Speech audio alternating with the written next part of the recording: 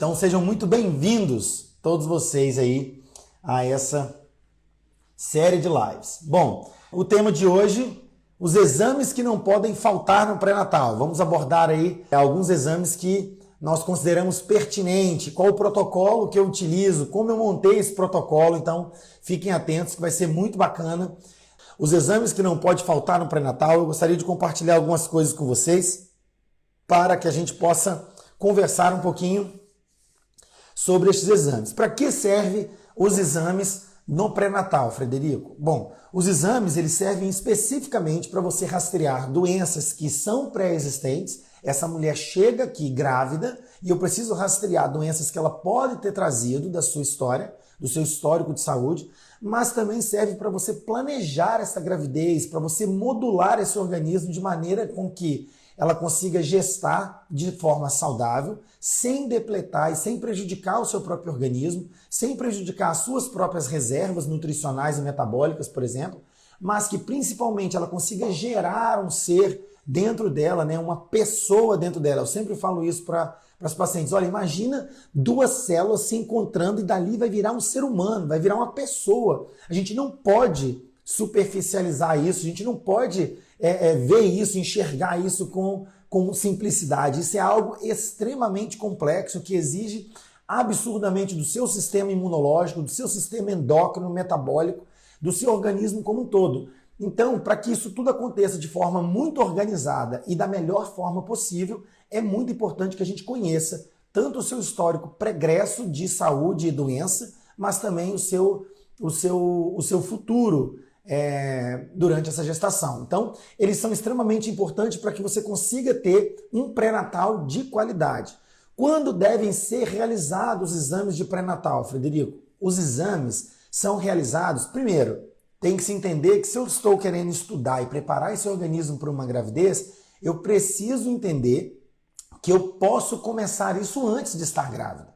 Então, na verdade, essa pergunta é: um ano antes seria o momento ideal para a gente rastrear esse organismo, preparar o seu organismo. Olha, como eu disse, vai ser um indivíduo, esse indivíduo ele é um indivíduo único, ele é um indivíduo completamente distinto de qualquer outro ser na face da Terra e a gente precisa cuidar dele da melhor forma possível. Então o seu bebê merece chegar numa casa que está preparada. Imagina bem, olha como que eu explico para as pacientes, olha só. As pacientes, quando me perguntam a respeito de vir antes para planejar o organismo para uma próxima gravidez, eu explico da seguinte forma: olha, você gostaria de sair daqui e viajar para um outro lugar, chegar lá e encontrar o hotel desorganizado, faltando água, faltando energia, ou o ventilador ou o ar-condicionado não funciona, aí você vai na piscina, ela está toda suja, cheia de sujeira, a comida não está legal, a comida que vem é uma comida muito ruim, você ficaria nesse hotel? É isso que eu falo para os pacientes. A gente precisa preparar esse hotel, essa casa onde esse bebê vai morar, vai passar 9, às vezes quase 10 meses da vida dele e mais. Não são qualquer 10 meses, são os 10 meses mais importantes da vida dele, onde todas as células estão começando do zero. Todas as informações genéticas, as informações epigenéticas, as informações nutricionais, tudo que esse indivíduo será para o resto da vida está nos primeiros dias de vida dele, nos primeiros momentos de vida dele. Então, preparar essa casa de forma organizada, colocar ordem em todas as funções endócrinas, em todas as funções metabólicas, em todo o seu organismo, para que ele consiga gerar um bebê da melhor forma possível, é fundamental para que tudo ocorra da melhor forma possível, mais saudável possível. Então o ideal é prepará-lo antes, mas considerando somente o pré-natal, a gente então vem com essa paciente previamente conhecido o seu histórico de doença porque ela já chegou antes.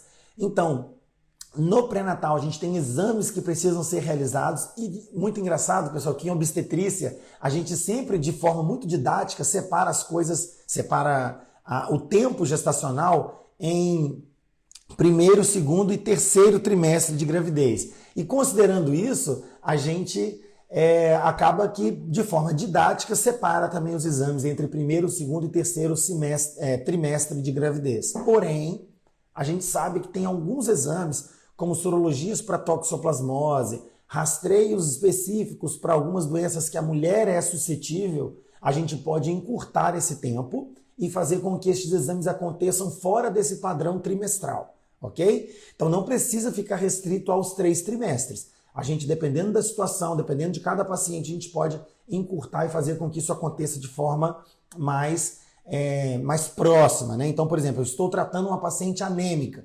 Então não dá para eu esperar 3 meses para avaliar o perfil hematológico dessa paciente, o perfil sanguíneo, de como estão as reservas de ferro e etc. Então é muito importante que a gente tenha esses exames feitos mais precocemente, tá? Então, basicamente, é isto. Quais são os exames mais importantes a serem realizados, que são indispensáveis, e é sobre isso a live. Veja bem, nós subdividimos em 4 grandes grupos. São os exames de sangue, né? A gente sabe que toda gestante faz um monte de exame de sangue. A gente tem os exames de urina, que aí inclui a cultura de urina. A gente tem o exame de imagem, que inclui os ultrassons e não somente ultrassons, tá? Em algumas situações podem ser realizadas ressonância magnética e até outros recursos para investigar a saúde da mãe e do bebê. E tem também os exames de cultura, e especificamente o exame de cultura para Streptococcus, que é uma bactéria, e a gente vai falar melhor sobre isso mais adiante. Primeiro, sobre o exame de urina. Tem vários aspectos muito importantes a respeito do exame de urina. Um deles, especificamente, é como que esse exame de urina deve ser coletado, Frederico. Preste atenção. Não é função do laboratório, não é função da recepcionista do laboratório, é função do médico solicitante. Quem solicita o seu exame, ele tem como obrigação te orientar como deve ser a coleta correta deste exame. Primeira grande dúvida, precisa ser a primeira urina da manhã? E a resposta é não obrigatoriamente, mas é bom que seja. Por que não obrigatoriamente? Veja bem, se eu estou diante de uma paciente que me liga 3 horas da tarde com suspeita de infecção urinária, ela está com dor, com queimação, doutor, olha, ao longo do dia, eu fui no banheiro várias vezes, está doendo, está ardendo, eu tentei beber muita água para ver se melhorava, não melhorou e parece que está piorando, quando eu vou fazer xixi, eu vou lá, sai só um pouquinho, ou seja, ela me traz na sua história várias informações que me diz respeito à infecção urinária. Essa mulher pode sair da casa dela 3 horas da tarde e colher um exame de urina. Por quê? Porque eu estou diante de uma suspeita de infecção. Agora, se eu estou rastreando preventivamente essa urina no pré-natal, o ideal é que seja a primeira urina da manhã. O motivo para isso é para que haja a maior concentração possível de bactéria ou do que a gente quer estudar, né, nesta urina. Como a gente sabe que ao longo da noite a mulher passa o maior período do tempo dormindo, pelo menos era o ideal, eu imagino que a urina dela vai amanhecer um pouco mais concentrada. Então, doutor, mas que horas é a primeira urina da manhã? Eu acordo várias vezes à noite, eu faço vários xixis à noite. Então, olha só, o que eu oriento as pacientes? A primeira urina da manhã é aquela que você vai acordar e o seu dia vai começar. É aquela que o seu dia vai funcionar. É aquela que você vai partir para começar o seu dia, levantar da cama. Então, assim, acordei 5 horas da manhã, fui no banheiro, voltei para dormir. Então, essa não é a primeira urina da manhã. Quando foi às 7, 7 e meia, 8 horas, você acordou e vai tomar banho, vai para a rua, vai trabalhar, vai fazer... Essa é a primeira urina da manhã, é a urina que vai começar o seu dia. Então a primeira coisa é que você deve fazer higiene das partes íntimas e das mãos que vão manipular esse material. Então eu oriento as pacientes da seguinte forma, você vai acordar, você vai levantar, vai para o banheiro, isso pode ser feito no box para facilitar ou até com a ducha do chuveirinho mesmo. Higienize as suas mãos antes. Abra o pote de urina com cuidado para a boca do pote, para a tampa não ficar virada para baixo na pia, não ficar sobre nenhuma superfície. Eu oriento, olha, tenha cuidado, coloca a boca virada para cima, numa superfície que está previamente limpa. Toma cuidado na hora da coleta, faça a higiene das partes íntimas, lave com cuidado e sem apertar, sem friccionar, né? Sem arranhar nenhuma estrutura ali, já que é uma pele delicada, já que a vagina da mulher é sensível, né? Tem um tecido mais sensível. Enxugue com cuidado para não pingar nenhum líquido e água dentro do potinho. Afaste os grandes lábios os pequenos e grandes lábios para que o xixi não encoste na parede vaginal. E aí você libera o primeiro jato de urina e joga fora, Por quê? Porque esse primeiro jato ele vem lavando todo o canal da urina. Então joga o primeiro jato de urina fora, em seguida você coloca um pouquinho de urina no potinho, em seguida você pode terminar de fazer o xixi e pronto, tampa com cuidado o potinho e leva imediatamente ao laboratório. Por que imediatamente? Porque essa urina não pode ficar armazenada. É diferente de outros materiais laboratoriais, como fezes, por exemplo, que pode ficar armazenado em meio líquido, em algumas circunstâncias. O exame de preventivo, por exemplo. Agora, a urina não pode. Por quê? Porque a gente vai semear no meio de cultura para fazer a urocultura. E ele é uma secreção humana extremamente... que tem grande chance de proliferar bactérias. Então, se eu deixo ela armazenada, mesmo que seja em geladeira, ela pode crescer bactérias ali e com isso eu posso ter um material contaminado e, na verdade, nem ser uma infecção sua, ser uma bactéria que cresceu ali. Então, é importante levar e, na verdade, o ideal é colher direto no laboratório. Nem sempre é possível, você pode pegar esse potinho antes. Então, é muito importante que a coleta de urina seja feita de forma correta. Então essa urina vai para o laboratório, será semeada a um meio de cultura e essa urina passará por alguns tipos de análise do ponto de vista bioquímico, do ponto de vista microbiológico, que é através desse exame de cultura, e do ponto de vista do teste de sensibilidade ao antibiótico. Então, do ponto de vista químico, a gente tem aí, como mostra na imagem, uma fitinha colorida, né? Vem uma caixinha com várias fitinhas dessa. Essas fitinhas são colocadas e cada uma dessas cores ela é mergulhada num pote de urina, molha toda a superfície da fita e no próprio frasco de urina, como está demonstrado aqui, por exemplo, olha, no próprio frasco do pote onde vem essas fitinhas, tem as referências dessas cores. Então você vai colocar a sua fitinha comparado em cada uma dessas cores e vai analisar a olho nu. Então já pressupõe que quem estiver analisando não pode ser daltônico, né? Não pode ter nenhum problema ocular, nem de visão, nem de enxergar as cores, porque é visual este exame. A primeira parte ela é totalmente visual. Algumas coisas podem ser checadas e analisadas, e aí já cabe uma observação do porquê que a gente recomenda alguns laboratórios específicos. Minha esposa, por exemplo, ela é bioquímica. E o que ela fala dos horrores que acontecem nos laboratórios, vocês não têm noção. Enfim, e um deles é laboratório que pega essa fita e parte, e ela é uma fitinha, gente, sem mentira, ela tem menos de meio centímetro. Olha aí para você ter uma ideia da comparação da fita na mão do examinador. Ela é muito fininha, tem um laboratório que parte ela ao meio com tesoura, ou seja, dificulta mais ainda a análise do exame. Para economizar, enfim, a cada fita eles fazem 2, 3 análises porque cortou a fita. Isso tudo prejudica o exame. E mais, tem laboratório que o exame é feito direto por laboratorista, que a gente chama, ou técnicos de laboratório, e não pelo próprio farmacêutico bioquímico. E esse exame ele precisa muitas das vezes ser checado, ser confirmado algumas coisas através do microscópio. E tem laboratório que não faz isso, libera o resultado baseado só no que ele está vendo na fita. E isso, obviamente, não é o ideal, né? Pelo menos não o que eu aprendi com a minha digníssima esposa, que entende tudo sobre este exame. Então, essa primeira parte bioquímica, ela vai avaliar especificamente alguns caracteres dessa urina, como, por exemplo, o pH. A urina humana, ela tem um pH mais ácido. Isso não é à toa, é para favorecer o crescimento, aliás, impedir o crescimento de algumas bactérias que são patológicas, né, que causam doenças no nosso organismo. Então tem esse objetivo, mas avalia-se várias outras coisas além do pH. Então, o pH é muito importante avaliar. Se a gente pega uma paciente com pH mais básico, né, menos ácido, a gente tem uma paciente com maior risco de proliferação de alguns tipos de bactéria, assim como o pH muito ácido também tem mais riscos de proliferação de algumas bactérias e até fungos, tá? Não só bactérias, nas mudanças de pH. A densidade, então, a gente avalia se essa urina ela tem maior ou menor concentração, e com isso a gente consegue já ter uma ideia. É claro que eu não vou, com base só na densidade, dar um diagnóstico.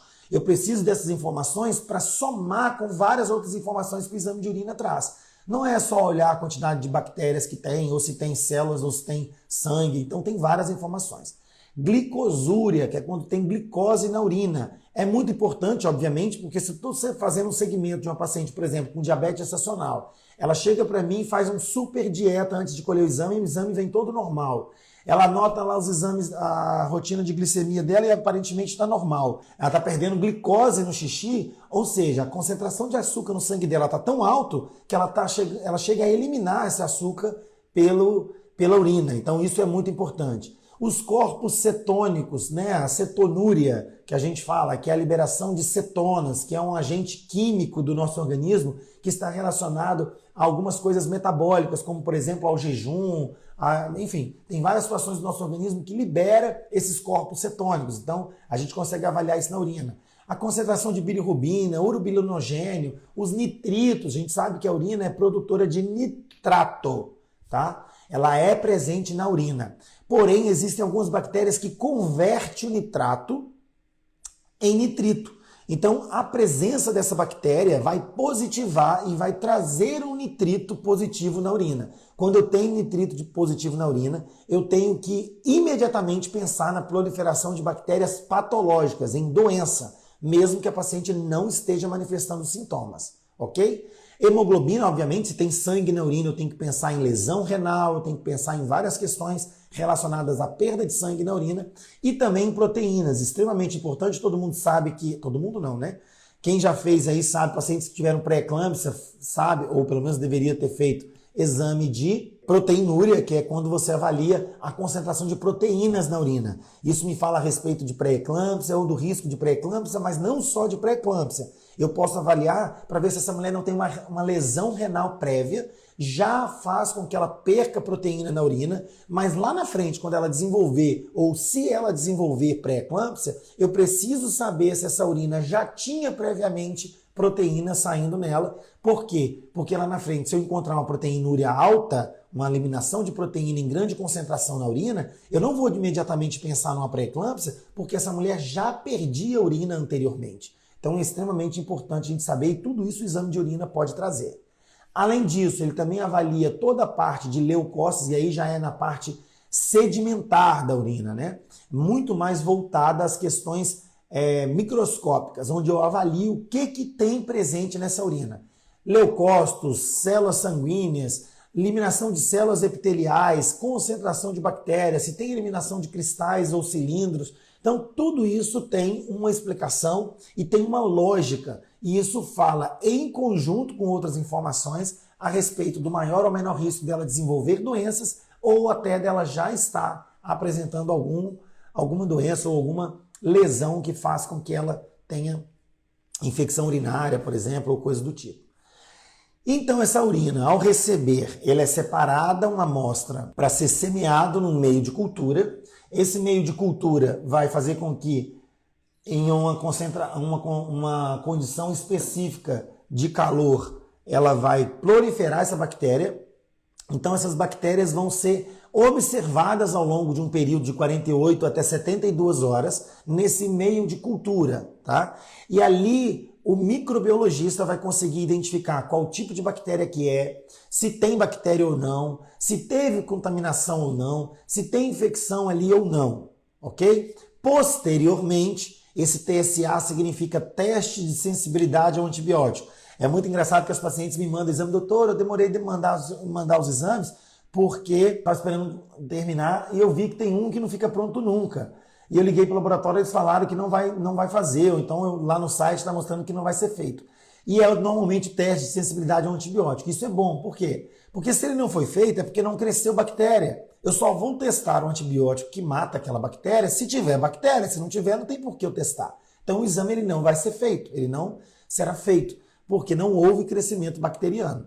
Então o teste de sensibilidade ao antibiótico nada mais é do que, de acordo com aquelas bactérias que foram analisadas, que cresceram nesse meio de cultura, ele aplica ali naquela placa alguns discos de antibiótico, tá? Como se fossem gotículas de antibiótico separado, e ali ele vai analisar, de acordo com a morte das bactérias que estão nesse disco, quais discos mataram e não mataram a bactéria. E isso vai me trazer um resultado sobre aquela bactéria, se ela é ou não resistente àqueles antibióticos que foram testados.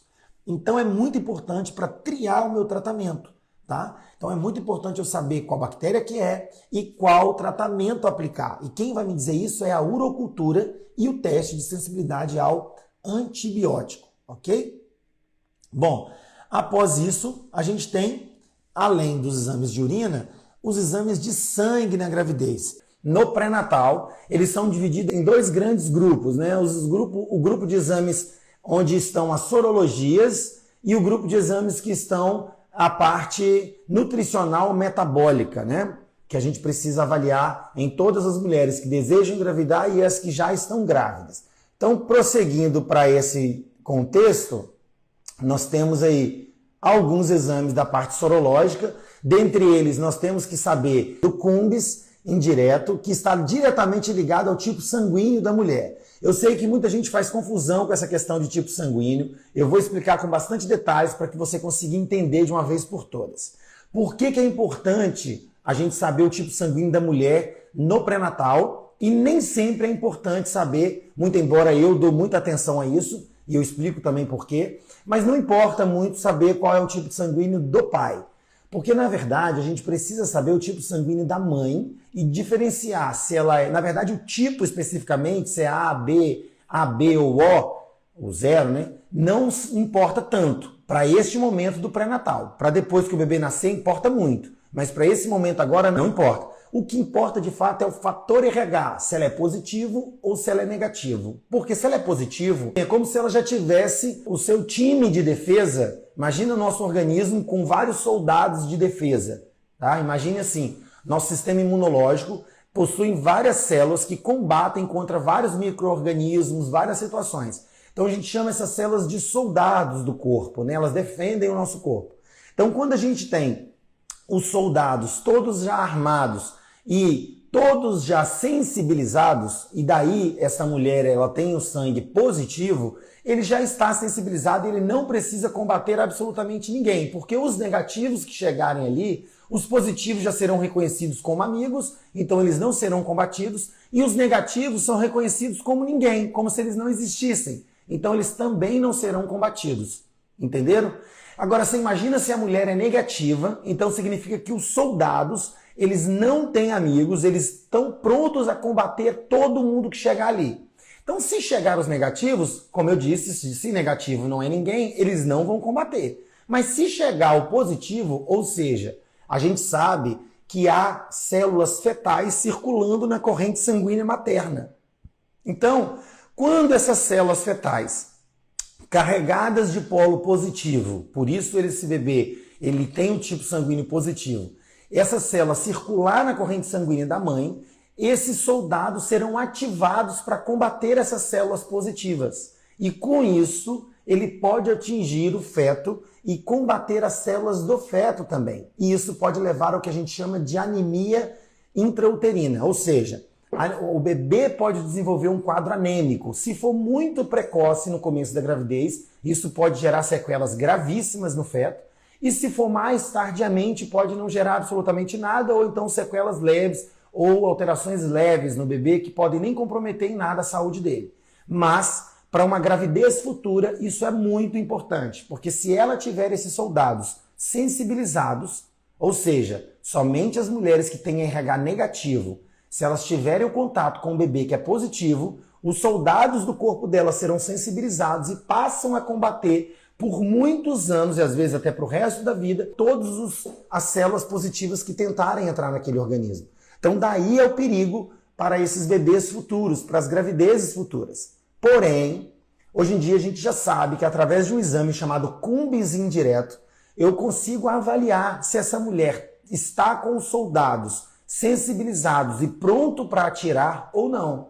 Então o que o Cumbis significa? Nada mais, nada menos do que, olha, eu estou armado, eu estou sensibilizado e pronto a combater tudo que chegar aqui. Então daí, isso muda o roteiro do pré-natal completamente, porque a gente precisa, a partir de então, avaliar o grau de anemia fetal para intervir nesse bebê, caso haja maturidade suficiente, né? Se não for um prematuro extremo ou até mesmo um aborto, a gente precisa agir precocemente para que a gente consiga interromper a gravidez antes que lese o feto, antes que cause dano muito grave ao feto.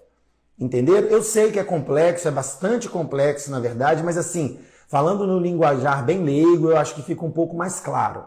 Então é muito importante no pré-natal descobrir o tipo sanguíneo da mulher, por causa disso. E Frederico, por que não importa o do homem? Na verdade, para mim importa sim, Porque imagina se você é uma mulher com RH positivo, você não precisa preocupar com mais nada. Ok. Mas o seu filho pode ter um RH negativo que veio do pai, por exemplo. Então por isso é importante saber o sangue do pai também. Mas imagina você sendo uma mulher RH negativo e você não sabe o tipo sanguíneo do seu marido.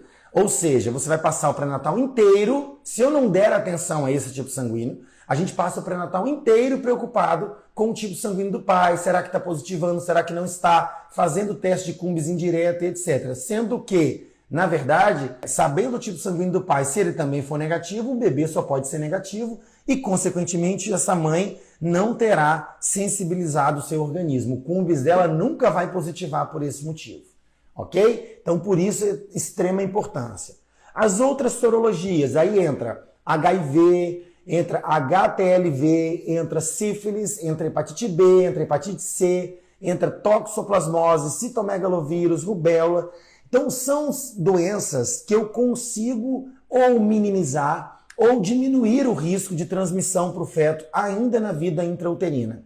Então, se eu descubro no pré-natal que a mulher é HIV positiva e ela não vem com esse diagnóstico anteriormente, eu consigo fazer para ela uma série de medicações que evita, na maioria das vezes, a transmissão do HIV para o feto. Então, você imagina, isso muda completamente. Muda a maneira como eu vou interromper essa gravidez, muda todas as condutas. Para você ter uma ideia, muda até a maneira como eu vou segurar esse bebê quando ele nascer. Por quê? A maneira como eu vou limpar esse bebê. Existe técnica específica, caso a mulher seja HIV positivo, ou tenha alguma sorologia dessas que são incuráveis, tipo hepatite B ou C, para que haja a menor possibilidade de transmissão para o feto. Então, se eu seguro esse bebê de maneira inadequada e eu faço o contato do sangue materno com as mucosas do bebê, tipo olho, tipo boca, enfim, genitália, eu aumento a chance, devido ao trauma ali dessa pega, né? Obviamente que não é só o contato, mas devido aos microtraumas que possam existir, eu aumento a chance de transmissão dessas doenças. Então é extremamente importante, não só para cuidar da mãe em si, da saúde dela, mas também da maneira como a gente vai conduzir o nascimento desse bebê. Eu já tive pacientes HIV positivo, por exemplo, que tiveram os bebês comigo, inclusive de parto normal, existem possibilidades para isso, obviamente, e que tiveram todos esses cuidados e hoje o bebê é completamente saudável, ele não é positivo, o bebê não está contaminado e, obviamente, nem o marido. Tá? Enfim, não é essa questão, não é o objetivo da aula, mas só para vocês saberem que eu mudo a vida desse bebê para sempre se eu tiver o conhecimento dessa doença, ok? É extremamente importante. Então, as sorologias, o ter o conhecimento das sorologias é muito importante por causa disso. E os exames metabólicos e nutricionais, Frederico? Aí vocês sabem que eu gosto demais, né?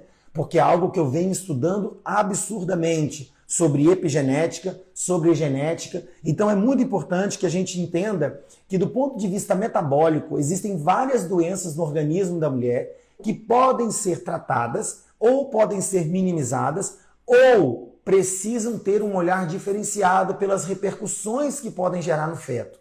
Então, por exemplo, por que a gente rastreia diabetes gestacional de maneira correta? Porque o rastreio de diabetes gestacional, a gente já falou sobre o rastreio numa aula anterior, então eu peço para que vocês entrem aqui no nosso feed, que vocês conseguem ver, é extremamente importante, existem muita balela a respeito do diagnóstico de diabetes gestacional, então é extremamente importante você ter consciência disso para você conseguir argumentar, você saber isso é muito importante. Então, quando o seu médico te pedir este exame, você saber no mínimo que ele existe um período certo para fazer e que existe um momento certo para ser rastreado. Ok? A gente vai falar mais sobre isso.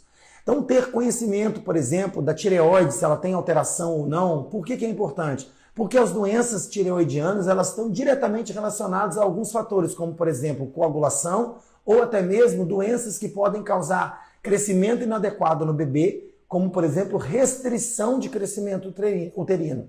Ou então, aumenta a chance dessa mulher desenvolver alterações da coagulação e aumentar o risco de sangramento e hemorragia no pós-parto.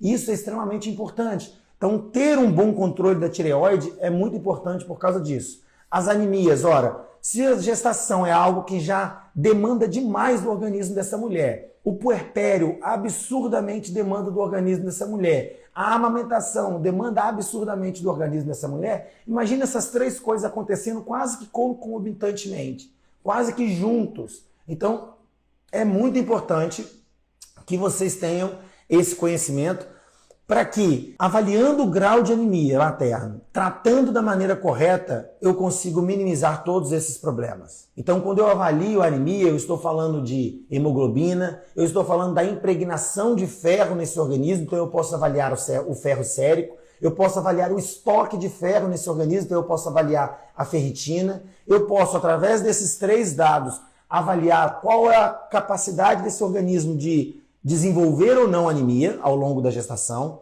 qual a capacidade desse organismo tratar ou não uma anemia que ela já vem desenvolvendo previamente, ou qual a capacidade desse organismo de se recuperar dessa anemia que já aconteceu.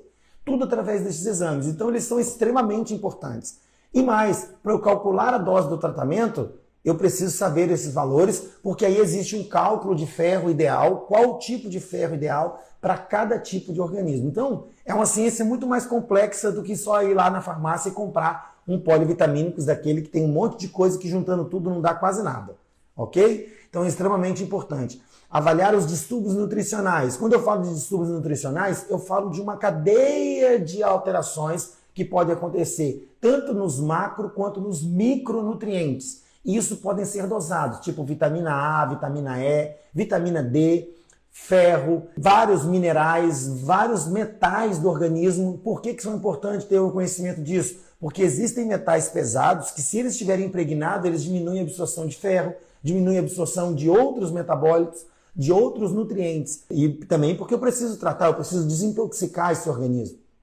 Então, um organismo impregnado de chumbo, impregnado de mercúrio, impregnado de alumínio, por exemplo, a gente sabe que detona o organismo e a gente tem alumínio em todos os lugares que você imaginar. E eu não estou falando só daquela comida, daquela panela de alumínio onde a mamãe faz o arroz e raspa o fundo da panela, não. Estou falando dos aerosóis, por exemplo. Então, quando você usa um spray aerosol debaixo do braço, aquela névoa que forma, que você sente até o cheirinho do seu desodorante aerosol, você está inalando uma quantidade absurda de metais pesados ali que estão na composição deste produto, por exemplo.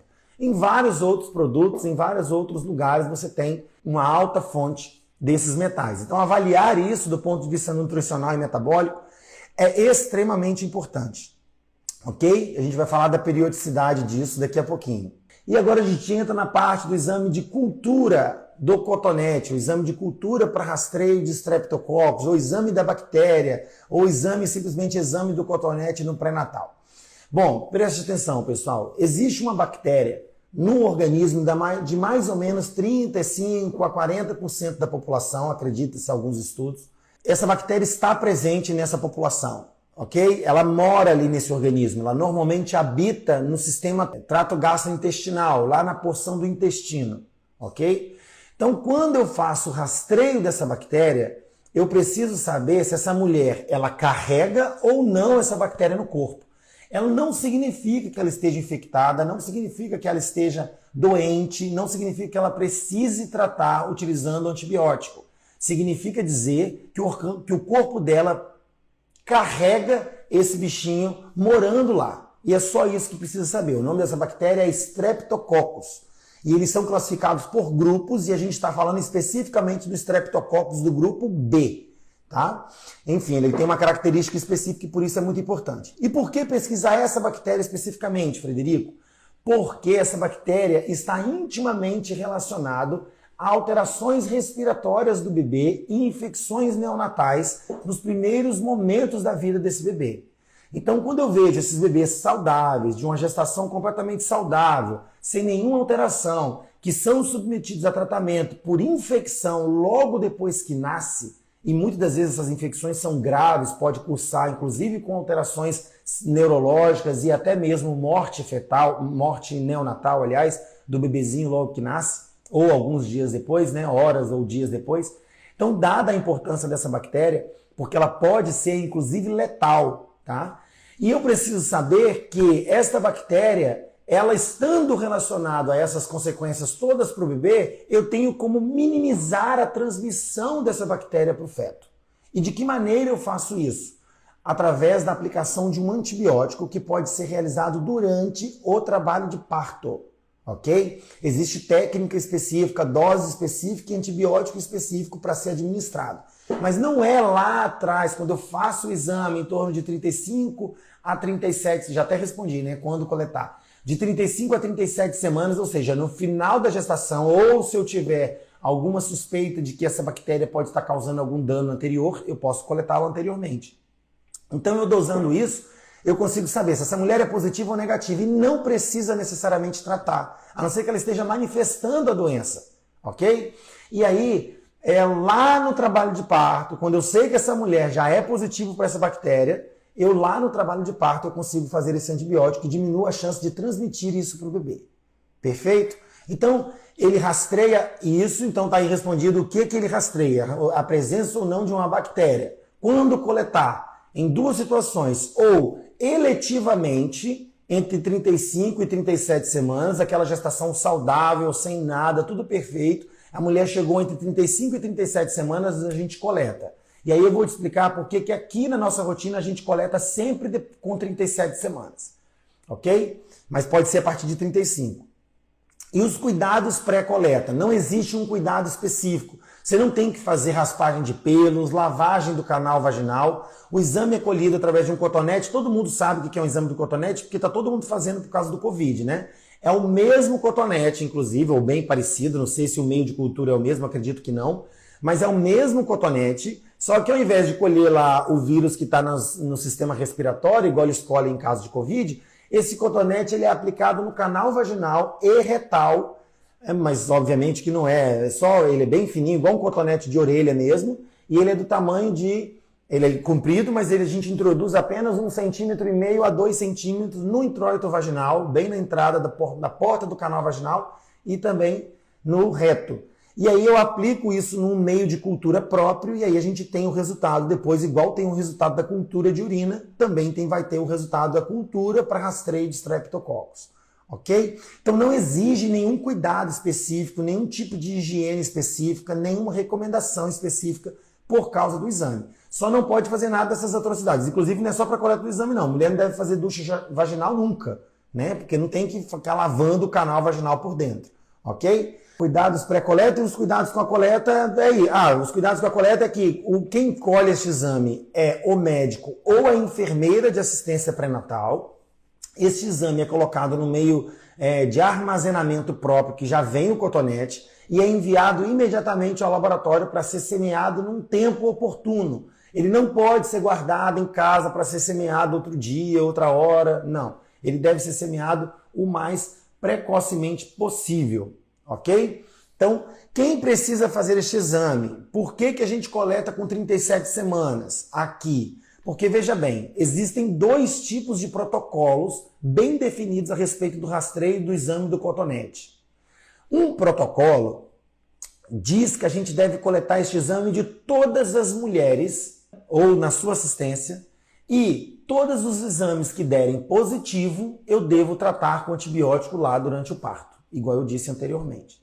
E o outro protocolo diz que eu não preciso coletar este exame, mas eu devo ficar atento a sinais e sintomas que essa bactéria está presente. Eu preciso ficar de olho em alguns sinais e sintomas que essa mulher pode apresentar durante o trabalho de parto. E quais são esses sinais e sintomas? Se ela tiver bolsa rompida mais de 18 horas, que a bolsa rompeu. Se eu tiver um trabalho de parto de fase ativa muito prolongado. Se eu tiver qualquer exame do pré-natal, tipo um exame de urina, por exemplo, que detectou que essa bactéria está presente, então eu já sei que se ele está na urina, ele está no corpo dessa mulher. Então já é positivo. Se essa mulher apresentar febre durante o trabalho de parto, isso é extremamente importante. O que mais? E se ela tiver um histórico anterior de um feto que teve doença infecciosa neonatal causada por streptococcus, contaminação. Ou seja, nesses casos eu vou empregar o uso do antibiótico durante o trabalho de parto. Então, eu só vou empregar em caso de sintoma. E trabalho de parto prematuro, antes de 37 semanas. Daí é o porquê que a gente só coleta este exame depois de 37. Porque na maioria das vezes, pessoal, o que as equipes mais fazem, e é o que a gente faz, é mesclar os dois protocolos e agir com os dois concomitantemente. Então, além de aplicar o rastreio para todas as pacientes, oferecendo esse rastreio para todas as pacientes, eu também vou ficar de olho nessa mulher durante o trabalho de parto. Caso ela apresente algum desses sinais ou sintomas ou alterações, eu também vou aplicar o antibiótico. Compreendido? Vale lembrar que mulheres que desenvolveram essa infecção, ou urinária, ou qualquer outra infecção, que foi causada pelo Streptococcus do grupo B, e foi visto isso em alguma cultura, ela automaticamente já é positivo e não precisa colher mais o exame para rastreio, porque ela já tem essa bactéria confirmada no organismo. Ok? Então, tá aí um pouquinho a respeito do exame do cotonete. Bom, já caminhando para o final, algo que a gente gosta demais, porque nós temos uma máquina de ultrassom super poderosa aqui, maravilhosa, que a gente adora ver os bebezinhos. E tá aí uma imagem mostrando um bebezinho ali com mais ou menos 12 para 13 semanas no exame de morfológico de primeiro trimestre. Vamos falar um pouquinho sobre imagens. Não tem como falar sobre exames indispensáveis no pré-natal e não falar dos exames de imagem. Primeiro, desmistificando um pouco o uso do ultrassom, ok? Primeira coisa que precisa ficar clara, essa semana retrasada eu recebi de uma paciente um vídeo de uma mulher, uma antropóloga, filósofa, sei lá, dessas terapias orientais e, enfim, comportamentais, sei lá, não sei nem definir. E que a mulher descia a lenha no ultrassom, falava coisas absurdas do ultrassom, que o ultrassom esquenta o seu bebê, que o ultrassom destrói as células do seu bebê, que mata neurônios do seu bebê, que o ultrassom provoca dor, que os bebês pulam na barriga de dor. E, gente, isso tudo é mentira. Tá? Porque se você for avaliar ultrassons, existem vários tipos de ultrassom. Para quem não sabe, eu também sou fisioterapeuta. E na fisioterapia utiliza demais ultrassom para técnicas tanto de anti-inflamatórias como para dor em órgãos, em articulações profundas, por exemplo. Já tem muitos anos que eu não atuo. Aliás, eu praticamente nunca atuei.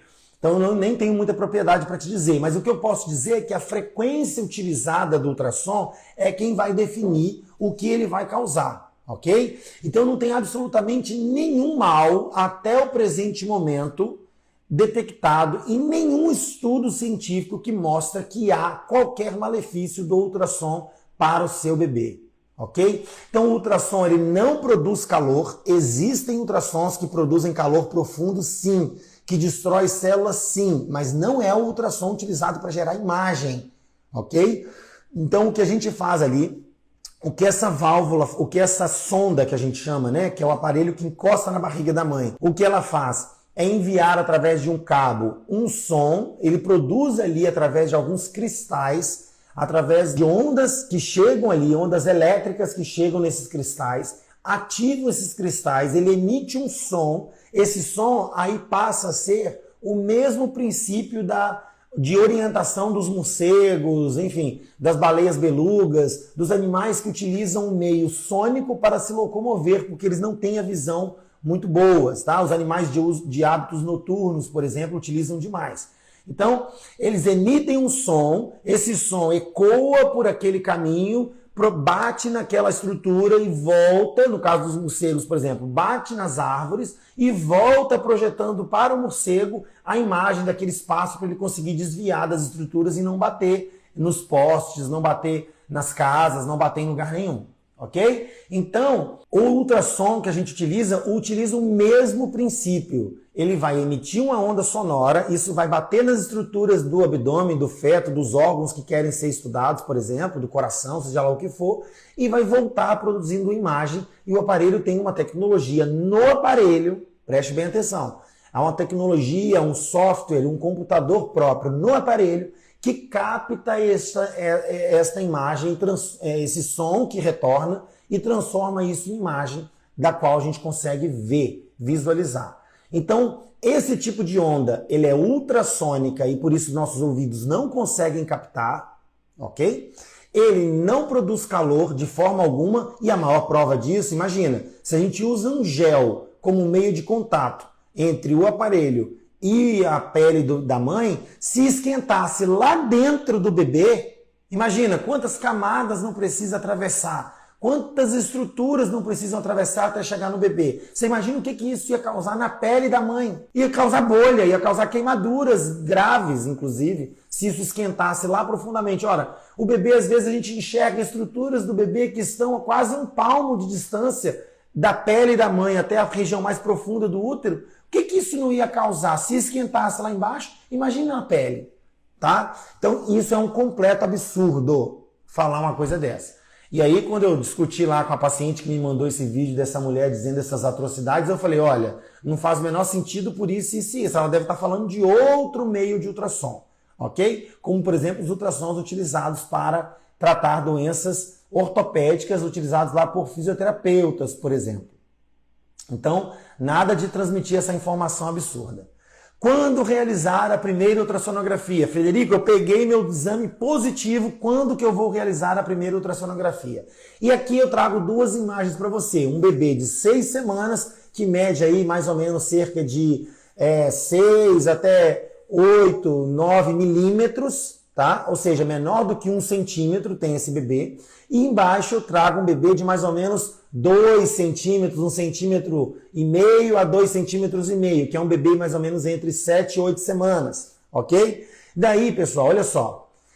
Quando que eu devo realizar o primeiro exame, Frederico? Tem 2 princípios. Primeiro, tem algum benefício realizar este exame precocemente? Dizer para você que não tem também é mentira. Tem. Qual é o benefício de realizá-lo precocemente? Assim que eu pegar o exame positivo. Primeiro, eu consigo saber se o beta-HCG estiver acima de 1000, a gente está falando do beta-HCG quantitativo, se ele estiver acima de 1000 detectado lá no laboratório, a gente já tem obrigação de enxergar alguma imagem dentro do útero, nem que seja um saquinho gestacional lá dentro. E por que seria importante? Exclusivamente para saber que a gravidez está dentro do útero. Ponto. Mais nada. Não dá para saber mais nada. Tá? E ainda assim pode gerar dúvidas, ok? Porque a mulher pode ter uma vesícula, a mulher pode ter um sangramento ali e ele está bem redondinho e isso falsear a imagem e a gente vê uma imagem sugestiva de saco gestacional e na verdade pode ser qualquer outra estrutura que a gente está enxergando como um saco e na verdade nem é. Então, ou seja, pode causar muita confusão. E aí, pessoal, tudo que se vê no ultrassom, o ultrassonografista é obrigado a laudar. Então, a gente sempre vai produzir um laudo. Então, se você fez o exame com 6 semanas, será produzido um laudo de 6 semanas. E aí, esse bebezinho é medido com um dado que a gente chama de comprimento cabeça-nádega, ou CCN, que é a sigla para comprimento cabeça-nádega. Então, imagina aí na primeira imagem que vocês estão vendo, o CCN, o que é cabeça e o que é nádega aí? Vocês conseguem definir? Ninguém consegue. É claro que eu estou vendo que a medida está bem longitudinal, está de uma ponta a outra, me parece não estar ruim, me parece ser uma boa imagem para datar a gravidez, por incrível que pareça. Mas não é a melhor imagem. Então é muito importante o exame ser realizado num período em que você consiga definir todas as coisas que precisam ser definidas, mas mais importante ainda é que você consiga ter uma medida exata do embrião. Então já na segunda imagem, com o embrião um pouquinho maior, um pouquinho mais afastado e mais discrepante da vesícula vitelínica, que é essa bolinha que está aí do lado do embrião, tá? Aí, ó, na primeira imagem, o que está compridinho aí, mais cinza dentro da bolinha preta. A bolinha preta é o saco gestacional, a imagem cinza em volta é o útero. Aí dentro tem 2 imagens. Cinza, todo fechadinho de cinza, mais comprido, igual um feijãozinho, é o embrião. E a bolinha redondinha simétrica que está ao lado é o que a gente chama de vesícula vitelínica. Ok? Que também tem características importantes para serem avaliadas, mas que não convém tanto aqui.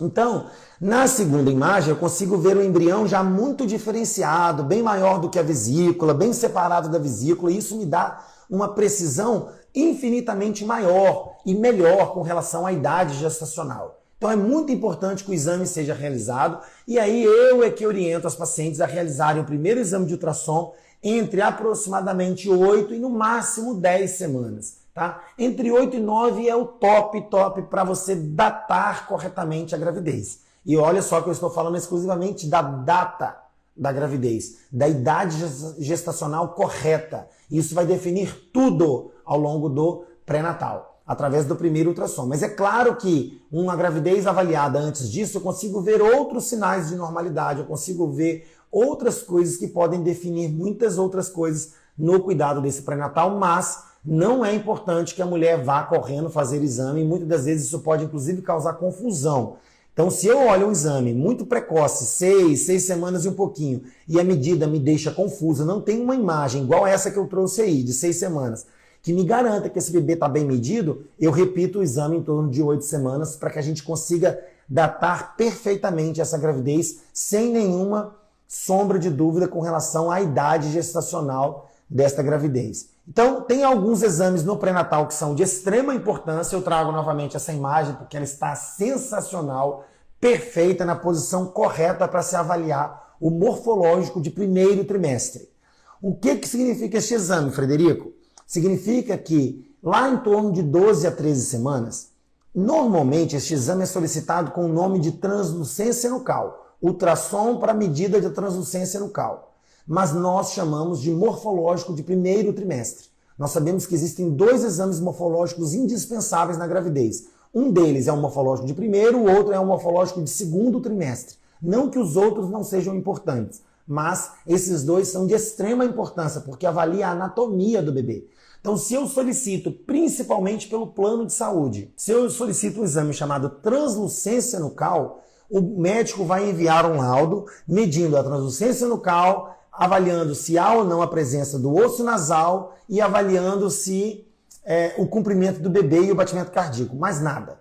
Normalmente não vem absolutamente mais nada além disso. Tá? Por quê? Porque foi solicitado o exame de translucência nucal. Então, se eu não souber que existe um exame que estuda toda a anatomia do bebê, e nessa fase a gente já consegue avaliar o cérebro através do plexo coroide, a gente já consegue avaliar várias estruturas em volta do plexo coroide, o tamanho e a proporção do cérebro para a calota craniana. A gente consegue avaliar a formação do palato, nessa imagem aí, por exemplo, ó, logo abaixo do ossinho do nariz, a gente consegue ver esse osso maior branco, esse é o palato, que é a parte que é o céu da boca. A gente consegue avaliar o início do mento do osso, a ossificação do osso da mandíbula. A gente consegue avaliar lá no pescoço essa linha preta que a gente chama de translucência nucal.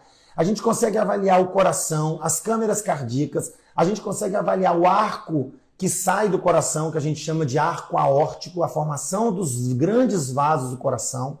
A gente consegue avaliar a presença do estômago, a gente consegue avaliar se o bebê já está engolindo, a gente consegue avaliar onde está esse estômago, se ele não está sendo gerado no tórax, por exemplo, que é uma má formação gravíssima, ou se ele está no local certo. A gente consegue avaliar se o coração está na posição certa, ou se ele está invertido. Olha só a quantidade de coisas que podem ser avaliadas no morfológico. A gente consegue avaliar o diafragma, que é o músculo da respiração. A gente consegue avaliar as artérias renais e a presença dos rins ou não. Muitas das vezes a gente consegue ver os rins. Eu mostro isso aqui para as pacientes quando eu vejo, eu desenho os rins. Poderia ter colocado uma imagem aqui, que essa semana eu vi uma sensacional. Então a gente consegue ver os 2 rins ali, um do ladinho do outro, maravilhoso. A gente consegue ver a saída do cordão umbilical, se não tem formação de hérnia, se não tem formação... má formação da parede abdominal que faz com que o intestino seja gerado fora do abdômen. Isso é seríssimo e dá para ser avaliado já nessa fase. A gente consegue avaliar toda a coluna do bebê e a formação perfeita dessa coluna. A gente consegue avaliar os membros, os pés e as mãos. Ou seja, é muita bexiga, sistema urinário. Às vezes a gente consegue ver o tubérculo genital, que pode definir ou não a sexagem do bebê, enfim, que obviamente que não dá importância, não tem importância nenhuma, mas são muitas as informações que conseguem ser avaliadas através deste exame chamado morfológico de primeiro trimestre.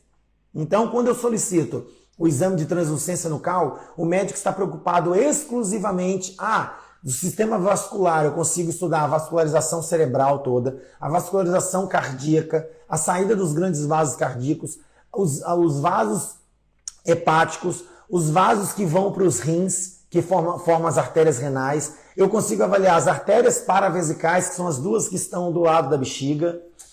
Eu consigo avaliar o ducto venoso, que é muito importante para avaliar doenças cardíacas e malformações cardíacas. Ou seja, tudo isso, além de tudo que eu já disse, dá para ser avaliado no morfológico de primeiro trimestre. Sempre vamos ver tudo isso, Frederico? Não, às vezes o bebê não está colaborando, às vezes a posição não é pertinente, às vezes a gente deixa alguma coisa para avaliar depois no morfológico do segundo trimestre, mas tudo isso eu já consigo saber. Imagina, com 12 semanas você já seguiu o restante do pré-natal sabendo que seu bebê está praticamente todo avaliado e praticamente todo perfeito. Isso acontece frequentemente aqui comigo e eu falo para os pacientes, olha, pode ir para o seu morfológico já tranquila que assim, o restante que vai ser visto aqui é só coisas que não dá para ver agora, mas o seu bebê aparentemente está todo perfeito. Então isso já traz uma tranquilidade absurda, né? Enfim, para você ter o restante da gravidez aí, os 2 outros terços da gravidez em paz, tranquila de que está tudo bem.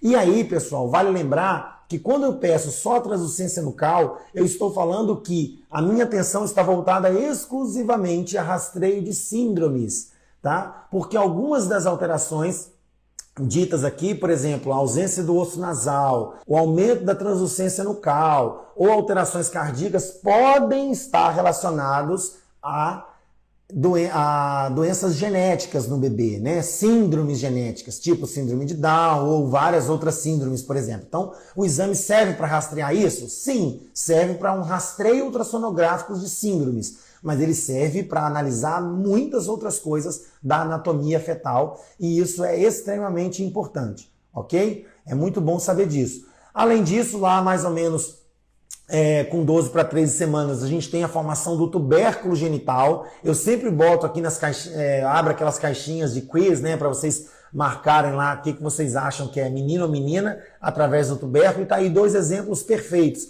Quando eu posto a menininha aí, por exemplo, que é na imagem de cima, muita gente fala, Frederico, mas isso não é um piu-piuzinho, não é um piruzinho. Tem até o formato, Frederico, de um piruzinho. Não é possível que isso não é um menino. Eu jurava que era um menino. Não, isso é o tubérculo genital feminino, tá? E o que define não é o formato do tubérculo. Eu também acho que parece um piruzinho deitadinho, né? Mas o que define é a posição do tubérculo quando ele está paralelo à linha da coluna. Então, todas as vezes, e agora eu já contei o segredo para vocês, e agora todas as vezes que eu botar as caixinhas, vocês já podem acertar de primeira, ok? E os papais e mamães aí que não querem saber o sexo do bebê e querem fazer chá revelação, por favor, já fiquem atentas e avisem o seu ultrassonografista que não quer ver o tubérculo. Então, quando ele estiver analisando o tubérculo, ele não precisa te mostrar e nem falar nada. E nem sugerir, tá, pessoal? Nossa, tô achando meio grande, hein? Tô achando o pé meio grande. O que você acha que é?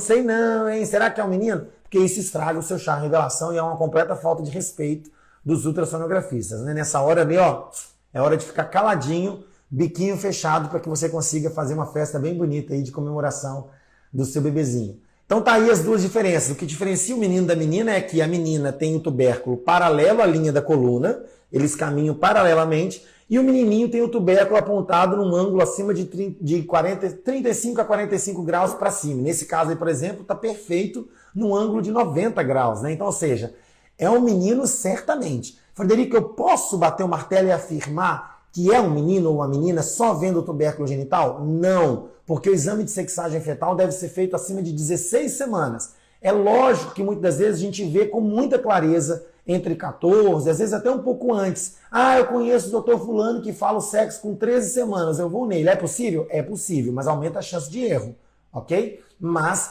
é possível, eu já vi várias vezes, inclusive da minha menina, eu vi e fiz o chá revelação para os meus filhos comemorarem quando era uma menina com 12 semanas e 5 dias. Mas isso é possível? É sempre? Não. E eu falo isso sempre, é lógico, né? Era minha mulher, então eu tive muito mais tranquilidade e paz de espírito para definir isso. E também estava muito escancarado, né? Mas enfim, não é sempre que a gente consegue definir o sexo fetal através do tubérculo genital e não tem que fazer exame de sexagem ultrassonográfico antes de 16 semanas, ok? A não ser que a coisa fique escancarada ali, a gente consegue. Como, por exemplo, aí, ó, já falei antes de mostrar o slide para vocês. Está aí o Pedro escancarado. Eu podia até ter tampado o nome, né, para vocês chutarem aí, que eu acho que está visível para todo mundo, que é um menino aí, né? Então a gente está vendo aí o bebezinho na posição que a gente chama de posição ginecológica, né, que é o bebezinho visto por baixo, onde eu tenho a parte posterior da coxa direita ali, aqui mais no cantinho direito da imagem, embaixo o bumbum e lá em cima a sombra um pouco mais apagada do lado esquerdo da perna esquerda, isso visto por trás, como se fosse a visão do ginecologista com a mulher na posição ginecológica para colher o preventivo. É essa imagem que vocês estão vendo aí. E no meio a gente está vendo aí o sinal que a gente chama de sinal da seta, que é quando aparece ali no meio dos dois, vou botar o dedo aqui para vocês verem, ó. Quando aparece ali no meio das duas perninhas, o que a gente chama de sinal da seta, né? O piruzinho do bebê ali, né? O piu-piuzinho do bebê ali no meio, ó. Aparece bem assim. Ou o sinal da cabeça de tartaruga, né? Também, que a gente gosta de falar. Certo? Então tá aí. Esse bebezinho especificamente tem, acho que se eu não me engano, 13 semanas. E aí ficou escancarado. Mas a sexagem fetal, vou repetir, não deve ser realizado antes de 16 semanas. Para que serve o exame morfológico de segundo trimestre, Frederico? Ele serve para estudar, como eu disse, toda a anatomia do bebê que não foi possível estudar no primeiro trimestre. Ok? E também o desenvolvimento destes órgãos, se eles estão crescendo de maneira adequada, se já formou as outras partes cerebrais, e aí eu consigo ver muitas outras partes cerebrais, com muito mais detalhe, com muito mais enriquecimento da imagem. Então é extremamente importante esse exame de morfológico de segundo trimestre, feito lá entre 20 e 24 semanas. A gente sempre gosta de prescrever entre 22 e 24 semanas. E tá aí um exame, dispensa explicações. Ele basicamente, além de rastrear ou até complementar algumas coisas a respeito de algumas síndromes específicas que dá para ser rastreado, mas principalmente o objetivo maior é estudar a anatomia do bebê. Frederico, eu estou vendo algumas imagens de 3D e é possível fazer o 3D no segundo trimestre, no morfológico de segundo trimestre, lá entre... É possível fazer sempre, gente. A gente faz um 3D aqui, ó. Eu tenho uma aqui. Ó a Isabel. Ó a minha Isabel no 3D, ó. Vou botar pertinho para vocês verem. Esse é um 3D da Isabel com 8 semanas. Certo? Tá lá, ó, lá em cima a vesícula vitelínica e o embrião pendurado aí pelo cordão umbilical. A gente faz 3D quando a gente quiser, mas ele é visível sempre, ele fica bem visto sempre. Ele é bom, igual, por exemplo, nessa imagem da coluna aí que a gente vê só uma caveira. É porque, na verdade, o bebê é praticamente pele e osso. A gente não consegue ver com tantos detalhes, porque para gerar uma imagem com detalhes, sem esse aspecto de caveirinha, eu preciso ter gordurinha, eu preciso ter estrutura debaixo da pele, músculo, para gerar uma boa imagem. Os exames posteriores acontecem depois do morfológico, ali depois de 24 semanas, para estudar o percentil fetal. A gente já está caminhando para o final. É muito importante que você entenda a respeito do percentil fetal. Veja bem, pessoal, existem alguns exames de ultrassom e daí eu vou bater na tecla de que essa história de que só basta 2 exames ao longo do pré-natal para você rastrear todo o bebê e toda a sua história e saber tudo o que está acontecendo com o bebê, isso é mentira. Tá? E isso é um protocolo falho do SUS e a gente bate nessa tecla, porque 2 exames de pré-natal só serve para saber que a mulher está grávida e o outro saber que a anatomia do bebê está perfeita. Ele não serve para acompanhar o crescimento fetal, ele não serve para acompanhar como esse bebê vai se comportar no crescimento fetal, ok? Então o exame de ultrassom realizado a partir de 24 semanas, ele serve, e aí a gente tem um longo período aí, vamos colocar, se ele fez o morfológico até 24, vamos colocar aí entre 26 até 37 semanas, ou seja, eu tenho mais de 10 semanas para rastrear o crescimento desse bebê. E por que começa a partir de 24? A primeira dada importante, porque todo bebê, até essa data, ele é basicamente igual. Então não importa a raça, não importa a cor, não importa a sua etnia, não importa a estrutura dos pais, pode ser pai alto, mãe baixa, os 2 baixinhos, 2 grandões, alemão com africano, não importa. Todos os bebês, mais ou menos com 12 semanas, eles são iguais, eles são mais ou menos do mesmo tamanho. Eles têm as mesmas estruturas, porque eles são fetos muito pequenos ainda. Eles estão simplesmente formando o seu organismo ainda, até 24 semanas. A partir daí ele começa a crescer. Então, quando ele começa só a engordar e ganhar peso e desenvolver esses órgãos e sentidos e funcionamento desses órgãos, e aí é que ele começa a crescer de mais ou de menos ou seguir na curva normal, ok? O que significa curva de percentil? Percentil é um pesquisador que definiu através de uma fórmula o cálculo do peso ideal para cada idade gestacional. Então, nesse gráfico eu consigo, para cada idade gestacional, definir qual é o peso ideal que esse feto deveria ter. Ou qual é o tamanho ideal da cabeça, ou qual é o tamanho ideal do braço, qual é o tamanho ideal do fêmur, qual é o tamanho ideal da circunferência abdominal. Tudo isso eu consigo medir e jogar nessa fórmula e ele vai me dar um resultado dizendo que esse bebê está tantos por cento dentro da normalidade dessa curva. Então, o percentil ele serve para acompanhar o crescimento do bebê e dessas estruturas que nós citamos. Exclusivamente para isso. Porque se ele estiver grande demais, ele vai subir na curva de percentil. Se ele estiver pequeno demais, ele vai descer na curva de percentil. Compreendido? O percentil normal, ele é sempre entre 10 e 90. Então, tudo que está entre 11 e 89 é considerado normal. É muito importante dizer que não dá para a gente ver um bebê seguindo na curva. No primeiro exame, percentil 85, os pais são altos, a estrutura é grande. No segundo exame, percentil 78, ou seja, está tudo ok. Aí no terceiro exame, o bebê caiu para percentil 19. Todos esses estão normais? Estão dentro da faixa de normalidade, mas ele precisa seguir uma linha coerente. Ele precisa seguir uma ascendência, ele precisa seguir essa curva do próprio bebê. Então, a gente tem essa curva de Hadlock, ela foi desenhada numa população que ela é mais ou menos simétrica. É uma curva americana.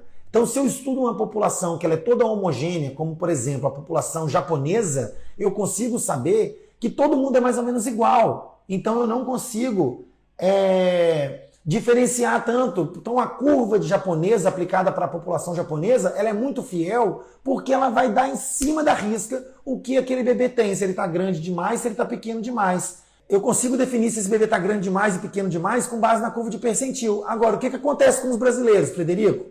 O pai americano, o pai de nacionalidade italiana que casou com a Índia, que o menino é moreno, a tia é ruiva. Ou seja, nós temos uma raça tão miscigenada, tão misturada, que a gente não tem como traçar uma curva perfeita para nós. Então nós temos uma população muito misturada, não é uma população toda igual os japoneses. Não é uma população toda igual os africanos lá de Uganda, por exemplo, que é todo mundo magrelo e alto. Então a gente tem uma população muito diferenciada. Então aplicar uma curva para a nossa população é muito difícil. Então quem está interpretando essa curva precisa ter a habilidade perfeita para identificar se o bebê realmente está grande demais ou pequeno demais, baseado na estrutura dos pais, na mistura de raça que houve ali, qual é a característica estrutural dessa família e por aí vai, ok? Então eu preciso ter isso como consciência para eu conseguir definir se o bebê realmente é grande demais ou pequeno demais só olhando para a curva. E não existe só a curva de Hadlock, existem outras curvas, mas que a melhor se aplica para a nossa realidade é a curva de Hadlock 4. Que é a que a gente utiliza atualmente. Os aparelhos, na maioria das vezes, já vêm configurados para essa amostra. Bom, ultrassom 3D, 4D, 5D, 6D, 9D, 10D, cada dia tem um D a mais aí, né? Eles podem ser realizados preferencialmente entre 28 e 32 semanas. Por que isso, Frederico? Porque, olha, imagina, a primeira imagem aí, eu tenho um bebezinho aí de mais ou menos 10 semanas. Olha, observe bem que é um feto, tá até com a cabecinha repousada ali na vesícula vitelínica. Na imagem do lado eu tenho um bebezinho de 12 semanas, tudo 3D, tá? Na outra imagem do lado eu tenho gêmeos, mais ou menos aí de 14 semanas. Embaixo tem um bebezinho sorrindo, já gordinho, e as de baixo me parecem serem todas mais ou menos do terceiro trimestre. Então, por que a gente deixa para fazer? Se a gente tem um objetivo, o exame, para começar, pessoal, ele não foi feito para fazer foto de bebê, tá?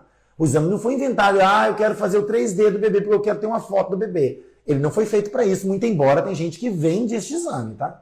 Que eu acho um completo absurdo. Não um absurdo fazer, você tem direito de fazer. Agora, vender este exame como uma oportunidade de fazer uma foto 3D do seu bebê, isso não existe, porque esse exame não tem nem código para ele, tá? Este exame ele foi feito para rastrear doenças e malformações. Então, se eu tenho uma alteração no bebê e eu quero ver essa malformação com mais clareza, eu aplico um 3D, um 4D, um 5D, por exemplo, e eu vou definir isso com mais clareza, tá? Então é importante por causa disso, ele foi inventado para isso. Muito embora a gente faça foto, a gente dá a foto para os pais, eu, por exemplo, não vendo este exame de maneira alguma, eu dou este exame em todos os exames que eu faço, quando eu consigo fazer um 3D, eu entrego este exame para os papais. E é importante que seja nesse período de 28, aí um pouco para frente, pacientes que têm muito líquido pode fazer um pouco antes, pacientes que têm pouco líquido pode fazer um pouco antes. Aliás, quem tem pouco líquido pode fazer um pouco antes, quem tem muito líquido pode até dar para fazer um pouco depois, mas essa fase é a melhor fase para ter uma boa coerência entre a proporção de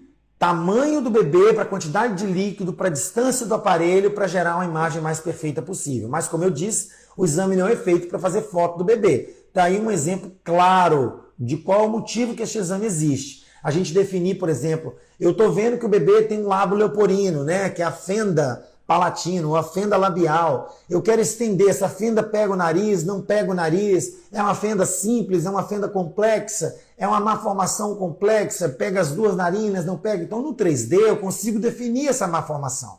Então é importante o 3D, 4D, 5D para definir malformações e não exclusivamente para tirar foto de bebês, muito embora isso possa acontecer.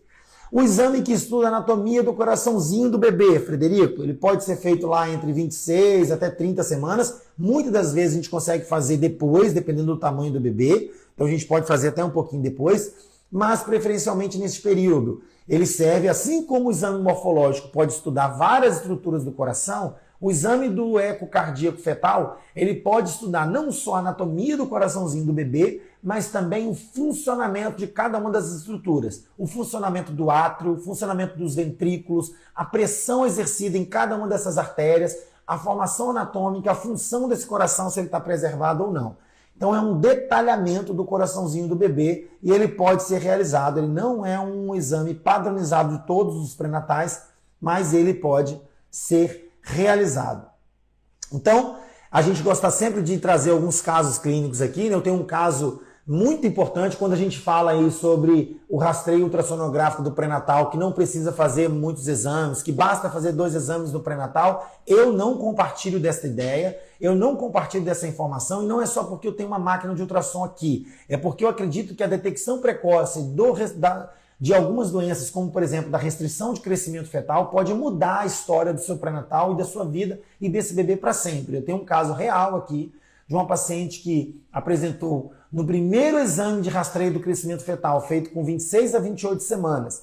O bebê apresentou um percentil já bem diminuído. Essa mulher começou a fazer mudanças dos hábitos de vida, trouxe mudanças na sua alimentação, aumentou o consumo de proteínas, os aminoácidos essenciais, o melhoramento dos filtros placentários. Isso tudo são condutas feitas por nutricionistas acompanhados junto com a gente. Tá? É uma equipe multidisciplinar que entra em cena. A gente age nesse quadro. Essa mulher saiu do percentil 2. Olha isso. O bebê vai ser percentil 50 lá na frente? Provavelmente não. Mas ela saiu do percentil 2 com 28 semanas, 26 para 27, se eu não me engano, semanas.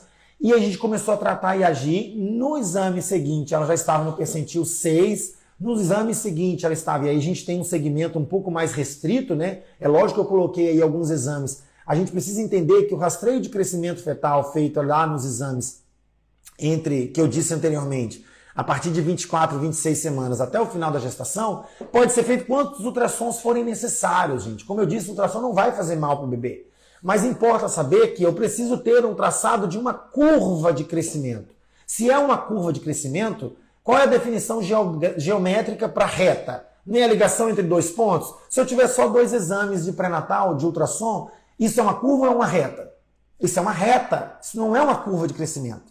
Ok? Eu não consigo definir o crescimento através de 2 exames, porque 2 exames não me mostram uma curva, me mostram uma reta.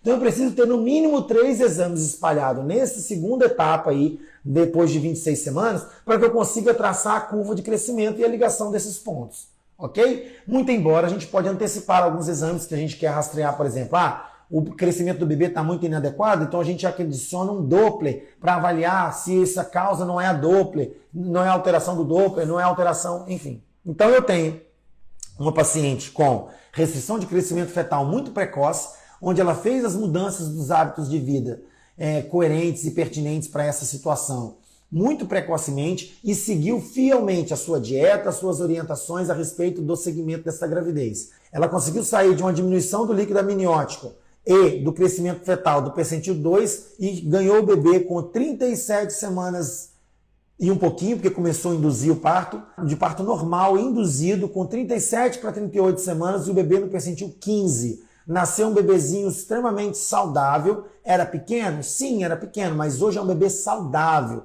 que precisa de alguns cuidados do ponto de vista endócrino, metabólicos para o resto da vida, porque teve uma restrição de crescimento intrauterino, mas ele foi corrigido, ele foi tratado corretamente. Possivelmente, se não tivesse feito o segmento correto, essa mulher teria evoluído para uma interrupção prematura, talvez um bebê que ficaria meses no altim, sem poder ter o seu sistema amadurecido pelo próprio organismo materno, que é infinitamente melhor do que os da UTI. Então, é muito importante fazer o segmento correto do crescimento do bebê, ok? Temos também um caso em que a detecção foi tardia, então a mulher chegou pra gente aqui, isso é um caso real, tá? A mulher esteve aqui com a gente com 12 para 13 semanas, ela tinha um Doppler mostrando resistência aumentada nas artérias uterinas, isso não foi feito o tratamento correto através das alterações detectadas no Doppler das artérias, e aí não foi feita a conduta correta, essa mulher não foi orientada, ela mudou de pré-natal, foi para outro pré-natalista, seguiu para o Natal com outro colega.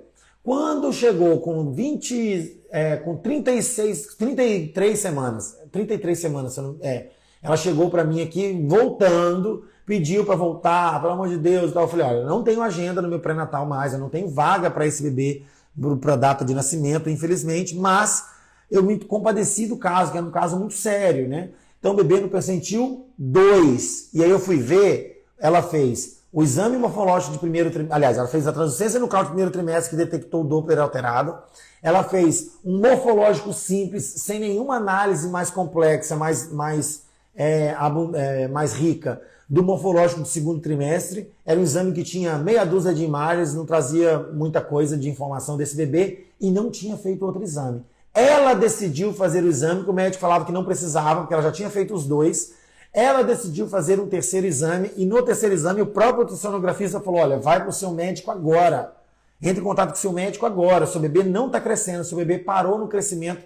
Ela tinha 33 semanas e o bebê tinha tamanho de 26, se eu não me engano, 27, se eu não me engano.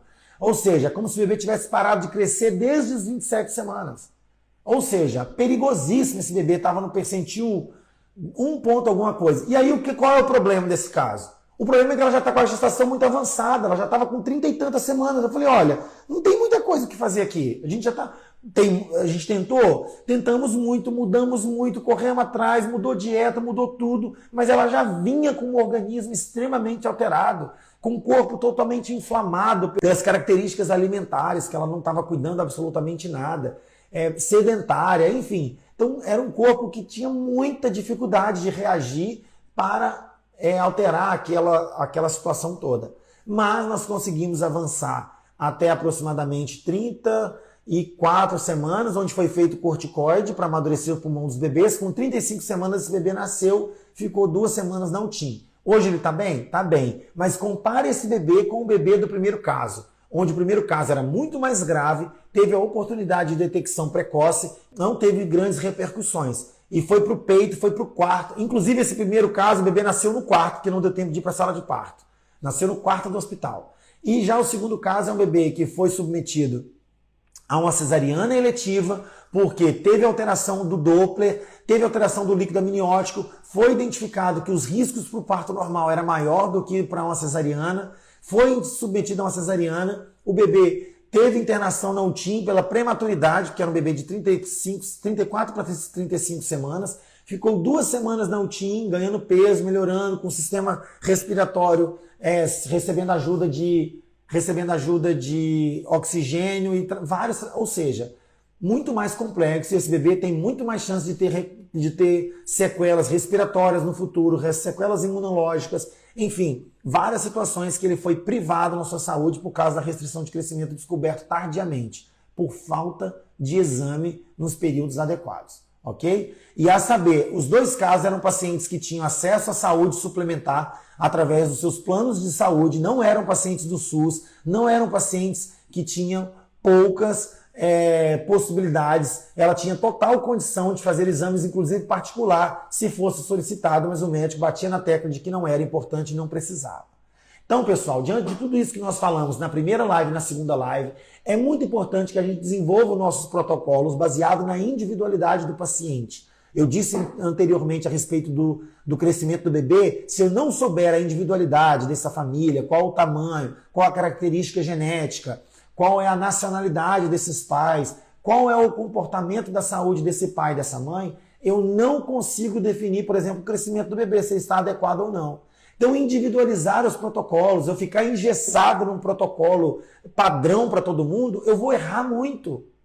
Quando eu tenho a oportunidade de estudar caso a caso, paciente por paciente, definir caso por caso qual o melhor protocolo, como eu posso modificar esse protocolo, quando que eu vou entrar com suplementação, qual vitamina que está deficiente, qual que está abundante, qual mineral está faltando, qual mineral está acumulado, qual metal pesado está faltando, eu tenho como fazer algum agregador desse metal para conseguir eliminar esse metal. Então eu tenho muitas coisas para individualizar em cada caso. Então se eu não aplicar o protocolo correto de forma individualizada, eu não consigo de jeito nenhum estudar corretamente essa gravidez. Ufa! Bora para as dúvidas então? O que vocês acham? Eu estou vendo que tem algumas perguntas aqui para que eu consiga visualizar as perguntas de forma correta. Vamos então para as nossas perguntas. Suplemento.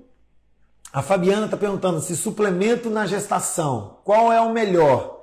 Eu estou com 8 semanas. Preciso comprar na farmácia? Bom, a gente já falou muito disso aqui na live anterior sobre suplementação, Fabiana. Corre lá no nosso feed, vai ter uma live a respeito só de suplementação na gestação. Então é muito importante que vocês assistam essa live para vocês entenderem melhor sobre isso. Veja bem, suplemento de farmácia, Fabiana, ele não tem todos os componentes que precisam para o seu organismo. Entenda uma coisa, veja bem, eu não tenho nenhum aqui, porque eu não recebo visita dos representantes. Mas eu tenho aqui uma prímula que tem um tamanho, mais ou menos do mesmo tamanho de uma cápsula de vitamina. Olha só, pessoal, imagina só. Ver se consegue captar aí a imagem. Consegue ver o tamanho dessa cápsula? Olha ela comparado à minha unha. Ó, do tamanho da minha unha do dedão, tá vendo? Menor até um pouquinho. Agora, imagina só, se você pega a tabela nutricional que está lá atrás, nos componentes que tem na fórmula daquela farmácia, daquele produto industrializado, você vai ver que tem ali quase 20 nutrientes. Ferro, cálcio, magnésio, fósforo, ácido fólico ou folato, que mais? Ômega, cada hora aparece um diferente com um monte de nutrientes, cada um no mesmo, vitamina A, vitamina D, tudo na mesma cápsula, ok? Agora, se eu compro separado, a cápsula de vitamina D, olha uma aqui, ó, que inclusive é dia de eu tomar. Vou tomar minha vitamina D já já. Olha o tamanho dela comparado ao meu dedo, ó. Olha o tamanho dessa cápsula, tá? Isso aqui é só vitamina D. Agora imagina, a de ferro é desse tamanho. A de cálcio, cacetada assim desse tamanho. A de magnésio é outra pequenininha. A de vitamina D é esse tamanho. Então, ou seja, como que a indústria farmacêutica consegue compilar e colocar dentro de uma cápsula deste tamanhozinho aqui todas as vitaminas que contém naquela fórmula que eles estão dizendo que tem ali? É porque é o seguinte, pessoal, existem os macronutrientes e existem os micronutrientes. Então existem substâncias que estão ali que são muito pequenininhas, como a vitamina A, por exemplo. E existem substâncias que são grandes, eu estou falando de tamanho físico mesmo. Por que a cápsula de cálcio ela é grande? Porque a molécula do cálcio é grande, porque a matéria-prima do cálcio ela é tamanho grande, ela ocupa um espaço maior. Então você imagina, por que tem uma quantidade ínfima de ferro e ínfima de cálcio e de vários outros minerais na fórmula, mas tem quantidades corretas, por exemplo, de vitamina A? Porque a vitamina A ela é micro e o cálcio, o ferro, ela é macro, ela é grande. Ok? Então o que eles fazem para caber tudo numa cápsula? Eles reduzem muito o tamanho, a quantidade dos macronutrientes, das vitaminas que são grandes, e eles colocam em quantidades normais as vitaminas que são minúsculas. Então quando você toma 1, 2 cápsulas dessa por dia, você está tomando a quantidade certa de vitamina A, você está tomando a quantidade certa de vitamina D, você está tomando a quantidade certa de vitamina, sei lá, qualquer outra vitamina, às vezes a quantidade certa de folato, beleza. Mas e o restante das outras 15 vitaminas? Estão todas em níveis muito baixos. Então você está subnutrida, você está tratando em doses normais poucas vitaminas e doses muito abaixo as outras vitaminas que são tamanhos grandes. Então por isso, e outra coisa importante, a Fabiana, por exemplo, vamos supor, você tem 80 quilos, a Mariana tem 50 quilos, a Isabela tem 48 quilos, a fulana de tal tem 100 quilos. Como que eu posso determinar que para todo tipo de pessoa, para todo tipo de organismo, a cápsula é a mesma?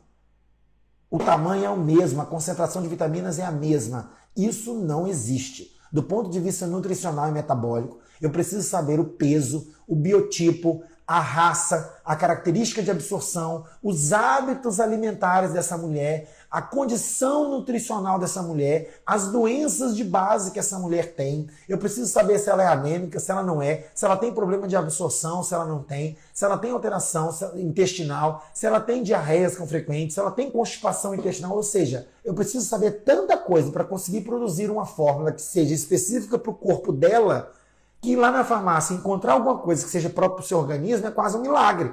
Não tem como. Entenderam isso? Isso é muito importante, diferenciar e saber para que você consiga nutrir corretamente o seu organismo. A Camila está perguntando, bom, ela só escreveu teste do coração. Não sei que teste ela está se referindo. Eu imagino, bom, acho que talvez seja o exame do eco fetal, que eu já falei na live, viu, Camila? Pode voltar aí um pouquinho, que você consegue assistir alguns minutinhos atrás, quando eu falo a respeito do exame do eco fetal. Talvez seja isso. E também existe o exame do coraçãozinho feito depois que o bebê nasce. Eu não sei se é isso que você está falando. Existem vários rastreios neonatais para o bebezinho. Teste do olhinho, da orelhinha, da boquinha e do coraçãozinho. Se for o teste do coração que você está falando, feito depois que o bebê nasce, ele vai ser feito no primeiro dia de vida, né? No dia seguinte, aliás, no primeiro dia mesmo, não é o dia que nasce, no dia seguinte, onde você coloca um captador de oxigênio na mãozinha do bebê e no pé do bebê. Na mão certa e no pé certo, tá? Não é em qualquer mão, em qualquer pé. E eu vejo a diferença de oxigenação da mão e do pé, e com isso eu consigo traçar se esse bebê tem maior ou menor chance de ter uma doença cardíaca. Então o teste do coraçãozinho é feito ainda na maternidade. Sobre o eco fetal, você volta lá que você vai ver na própria live. Qual o valor correto da curva de glicose? Boa pergunta, eu vou aproveitar para falar sobre o teste da curva de glicemia feito no pré-natal para diagnóstico do diabetes gestacional. Tem uma live específica sobre isso, é importante que vocês vejam também, mas especificamente sobre o diagnóstico de diabetes gestacional, bem curtinho aqui para exemplificar para vocês, eu tenho o rastreio de diabetes gestacional feito nos 3 trimestres de gravidez, no primeiro, no segundo e no terceiro. No primeiro trimestre eu faço dosagem de glicemia de jejum e hemoglobina glicosilada. Frederico, dizem que a hemoglobina glicosilada, ela vê os últimos 3 meses, ela não é muito boa, ela falha muito, existem outros exames, tipo a frutosamina, não é melhor? Eu sei que existe, mas o protocolo está desenhado com a hemoglobina glicosilada e não com a frutosamina. Muito embora, às vezes eu peço os dois, para eu ter uma ideia de como acontece em cada perfil específico. Eu vou dar até um exemplo disso que aconteceu essa semana. Então eu vou lá e doso glicemia de jejum, que tem que estar abaixo de 92.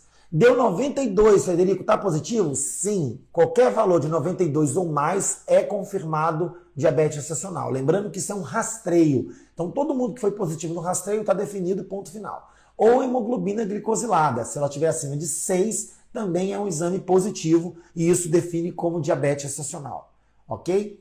Lá no segundo para o terceiro trimestre, em torno de mais ou menos 24 a 28 semanas, e é importante que seja nesta fase. Por quê? Porque eu tenho uma área placentária suficientemente grande para produzir os efeitos que esses hormônios placentários trazem para o metabolismo do açúcar através da interferência na insulina, e com isso eu consigo saber, neste período, qual é a glicose ideal que ela deveria ter quando ela consumir aquela carga de açúcar específico. Existem 3 tipos de curva glicêmica, feito com 50, com 75 e com 100 gramas de glicose. Então, o teste feito padrão na gravidez, eu já peguei paciente feito com 50, tá? Ele não é com 50. O teste padrão é o de 75 gramas de glicose, ok? Então, ele é feito no segundo para terceiro trimestre, entre 24 e 28 semanas, por causa do tamanho da área placentária e dos efeitos que isso causa na insulina e no metabolismo do açúcar. Então eu vou lá, doso glicose de jejum de novo, hemoglobina glicosilada de novo e faço o teste da curva glicêmica. Eu dou um açúcar para essa mulher comer, tomar, aliás, é um suco, né? Enfim, ela toma isso e daí 1 hora após a última golada e daí 2 horas após a última golada eu aplico o teste.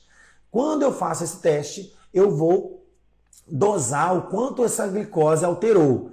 Qual foi o comportamento da insulina nesse organismo? Se ela metabolizou rápido ou não, se ela metabolizou devagar, se ela não metabolizou esse açúcar. Então, se eu tiver a curva glicêmica com 1 hora valores acima de 180 e com 2 horas a valores acima de 153, eu tenho teste positivo em qualquer uma dessas medidas. Seja no jejum, seja na hemoglobina glicada, seja com 1 hora, seja com 2 horas. Não precisa ter tudo alterado, basta ter um alterado. Isso já é definido como diabetes gestacional. Essa mulher é enquadrada no diagnóstico de diabetes gestacional. Ok? E no último trimestre, a gente repete novamente, lá no final da gravidez, entre 35 e 37 semanas, do jejum e da hemoglobina glicosilada é repetido lá no final, para a gente ver se essa mulher, ao longo da gravidez, não desenvolveu, depois do teste da curva, o exame de positivo. Se ele não positivou para diabetes gestacional. A outra pergunta da Marcela mesmo. Está perguntando, minha curva deu 150 e o jejum deu normal. O doc disse que está normal, tenho medo de diabetes. Minha curva deu 150 no jejum e o jejum deu normal. Bom, para começar não dá nem para saber, né? Se deu 150 já significa dizer que provavelmente essa mulher fez uma dosagem só. Normalmente essa dosagem única é feita com 2 horas. Se em 2 horas deu 150, está normal, porque o alterado seria acima de 153, ok? Mas observe bem, está quase lá. E se está quase lá com 2 horas, imagina como que estava com 1 hora. Será que não estava acima de 180? Será que não chegou a 190, 185, 100 e qualquer coisa acima? Então não tem como saber. A resposta correta, Marcela, para o seu caso é não sei. Por que não sei? Porque o seu exame está incompleto. Você só fez uma medida de glicose que foi com 2 horas, provavelmente, né? Ou com 1 hora, não importa, se foi com 1 hora ou com 2 horas, ambos estão normais. Mas não tem como definir e afirmar que você não tem diabetes gestacional. Por que não? Porque seu exame está incompleto, seu rastreio está errado, feito de maneira inadequada. Eu vejo isso todo santo dia na minha vida.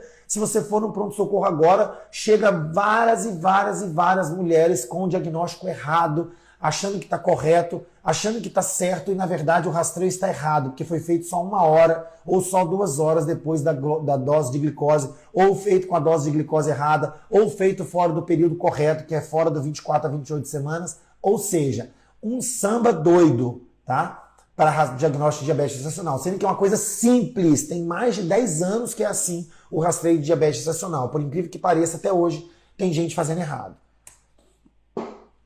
Exame de pré-eclâmpsia, existe algum? Bom, existe vários, né? Na verdade, assim, eu imagino que você esteja perguntando, já que a gente está falando no tema da live, exames do pré-natal. Então, existe um exame de rastreio ultrassonográfico para rastreio de risco para desenvolver pré-eclâmpsia. Existe, que é o Doppler. Então, quando eu aplico o Doppler lá no primeiro trimestre de gravidez, do primeiro para o segundo trimestre, eu consigo ver se há um aumento ou não da resistência das artérias uterinas. Isso classifica a mulher quando há um aumento com maior ou menor risco de desenvolver não só pré-eclâmpsia, como também restrição de crescimento. E baseado nesse dado, eu consigo aplicar terapias específicas para evitar esse risco ou pelo menos para tardar o aparecimento dessa doença. Então existe sim, viu? E outra coisa que existe é, uma vez que eu já estou diagnosticado com pré-eclâmpsia, eu tenho alguns exames que rastreiam lesões de órgãos-alvo que essa pré-eclâmpsia vai atacar e essas lesões vão me trazer maior ou menor risco dessa mulher desenvolver essa doença de forma grave. E isso é importantíssimo para eu definir quando eu vou interromper essa gravidez. Ok? Então existe sim. Toxoplasmose, fala para mim, a Jennifer está perguntando. Jennifer, existe exame de rastreio da toxoplasmose, ele é feito lá em todos os trimestres, pelo menos, mas pode ser feito quase que mensalmente se você não é imune à toxoplasmose. Então, se você é imune à toxoplasmose, você não precisa se preocupar com este exame, porque você não vai desenvolver essa doença, a não ser que você tenha um quadro de imunológico muito grave. Pacientes usuários de corticoide em alta dose, como as pacientes com doenças reumatológicas, por exemplo, ou pacientes HIV positivo também podem desenvolver alterações de reativação do toxoplasma no organismo, tá? Então pode ser que você que é imune pode positivar ao longo da gravidez? Até pode, mas é pouco provável que isso aconteça, tá? A maioria das vezes não vai reativar, tá bom? Mas sim, existe exame de toxoplasmose feito através da imunoglobulina G e M. Lembrando que você é positivo para a imunoglobulina G, significa que você já tem imunidade contra essa doença, porque você já teve contato com ela previamente. Isso não é definido por vacina, porque não existe. certamente você teve contato com o bicho e você desenvolveu uma imunidade contra ele porque o seu organismo o combateu. Se você está com IgM positivo, significa que você teve a doença presente no seu corpo há algum tempo. Pode ser que seja na gravidez ou pode ser que seja antes da gravidez. E aí, a gente, caso tenha o IgM positivo, a gente pode fazer um teste chamado teste de avidez da imunoglobulina G. Ou seja, o quão impregnado está o seu organismo dessa imunoglobulina. Com isso, eu consigo saber se estiver uma alta avidez, significa que o seu organismo está há muito tempo, há mais de 3 meses, contaminados por essa doença. Então, isso possivelmente não foi diagnosticado agora, nos últimos 3 meses. E se eu estiver uma baixa avidez, significa que a doença é recente. Eu estou contaminado agora, provavelmente, porque a avidez deu baixa. E aí cabe tratamentos que são muito específicos e não cabe a gente falar especificamente deles. Bom, a Nutri Thaís Santana está perguntando sobre o exame do cotonete para estrépito. Fazer ou não? Respondi, viu? Ah, sobre fazer ou não, estava até lá, né? No meu slide, eu acabei não falando sobre isso. Então, como eu disse, Thaís, o exame do cotonete ele pode ser realizado, ele deve ser oferecido para todas as mulheres, tá? E ele pode ser feito, sim, na gestação. É interessante fazê-lo porque você soma os 2 protocolos, você consegue, na união dos 2 protocolos, ter uma maior sensibilidade, um tratamento melhor, né? Uma possibilidade maior de sucesso com o tratamento. E é um exame extremamente tranquilo, sem nenhum risco para essa saúde da mãe e do bebê, então não tem por que não fazer, né, pessoal? Vamos lá. Bom, tem perguntinhas aqui também ao vivo na live. Ah, tá, desculpa. Ferritina está 12,9 com 38 semanas. Obstetra passou Neutrofé. É bom? Bom, não devia nem ter lido o nome da marca, né? Veja bem, o Neutrofé especificamente, ele é um bisglicinato. Ele é um ferro melhor, que é um glicinato de ferro. É melhor do que o sulfato ferroso, ele tem menos agressão do seu organismo, então ele tem alguns benefícios. Mas a sua ferritina está tão baixa, tão ruim, que calculando de acordo com o seu peso, de acordo com a sua característica, de acordo com o seu grau de constipação, a sua capacidade de absorver esse ferro, eu vou julgar se é melhor fazê-lo por via oral ou se é fazê-lo por via endovenosa. E é pouco provável que seja melhor por via oral, tá? É bem possível que seja melhor por via endovenosa. Bom, muito obrigado vocês que estavam aqui, obrigado vocês que participaram. Obrigado a todos aí que mandaram as perguntas. Eu vou ter tempo depois suficiente tentar responder o máximo possível.